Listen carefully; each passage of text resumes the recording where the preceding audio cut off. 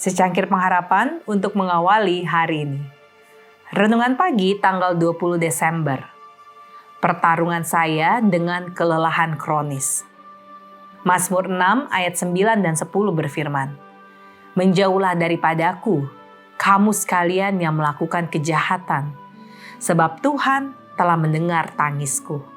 Tuhan telah mendengar permohonanku, Tuhan menerima doaku."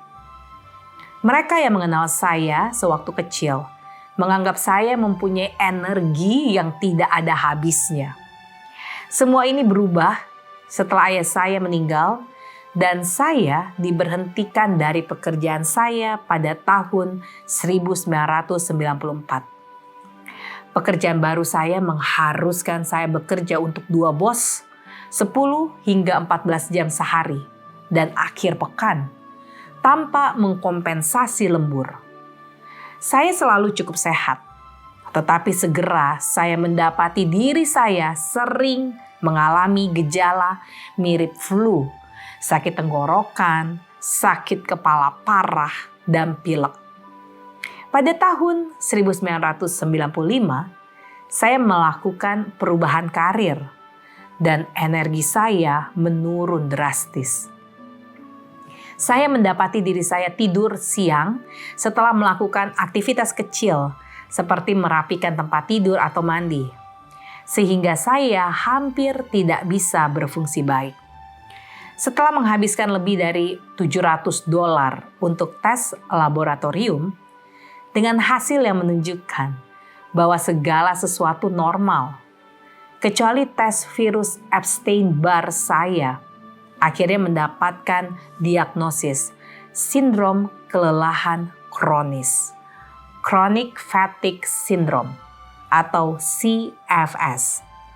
Saya segera mengetahui bahwa sebagian besar dokter tidak tahu apa yang harus dilakukan dengan CFS, sehingga mereka hanya mengatasi gejalanya, memerintahkan istirahat di tempat tidur, dan berharap yang terbaik.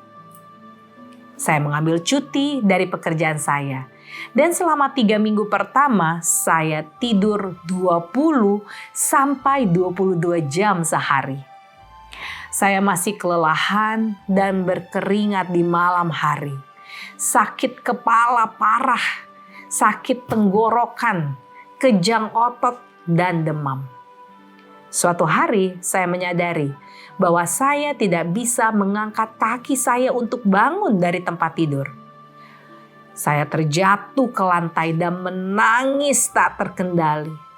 Saya berdoa, "Ya Tuhan, tidak seorang pun harus hidup seperti ini. Apa yang telah saya lakukan sehingga pantas menerima ini?" Saya merangkak, lalu istirahat, dan merangkak lagi hingga mencapai dapur. Saya selalu bersikap positif, tetapi sekarang saya hanya melihat rintangan di depan saya.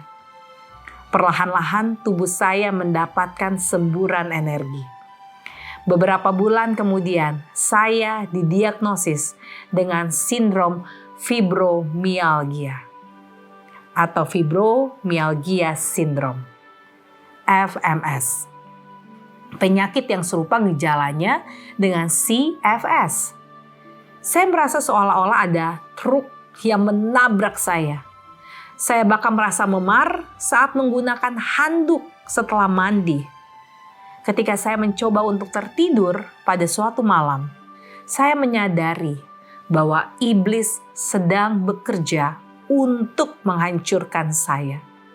Saya mengatakan kepada Tuhan bahwa saya akan bergantung padanya untuk mendapatkan kekuatan yang saya perlukan untuk bertahan hidup.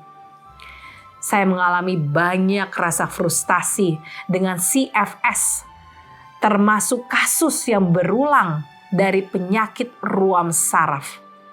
Namun alih-alih melihat semua ini sebagai hukuman, saya melihatnya sebagai kesempatan Tuhan untuk mengajari saya beberapa pelajaran. Pertama, terlalu banyak perubahan berarti terlalu banyak stres. Kedua, segala sesuatu ada waktunya. Jam kerja yang panjang, dengan sedikit bahkan tanpa waktu istirahat, telah berdampak buruk terhadap kesehatan fisik dan mental saya. Saya telah mengabaikan peringatan yang coba dikirimkan tubuh saya kepada saya. Dan yang ketiga, Tuhan menggunakan penyakit ini untuk memperlambat laju saya dan mengajari saya untuk bergantung sepenuhnya kepadanya.